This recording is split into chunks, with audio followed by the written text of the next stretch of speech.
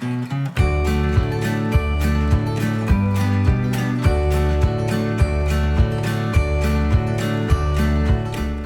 I'm Steve Rudolph, and I'm a forester with the Colorado State Forest Service Woodland Park Field Office, with 60 seconds on how to help your seedling trees survive with shade. If you're planting on a site with a lot of intense solar radiation, such as a south-facing slope, or you're planting trees that like a little bit of shade when they're young, like this Douglas fir here, your seedlings might benefit from these tree shades. What I've done is I just slid the shades over the wire wickets here. You can place these in a variety of configurations, but what I'm going to do is place these on the south and west sides of this tree.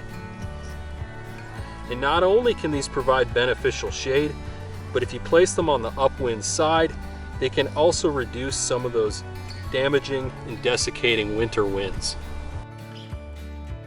For the same benefit that you can get out of these shades, you could also use something that's laying around, such as scrap lumber. If planting in a burned area, consider using an old stump and position your seedling so that stump is providing shade. Not only does it provide this benefit, but it also breaks down over time and helps to nourish your newly planted seedling.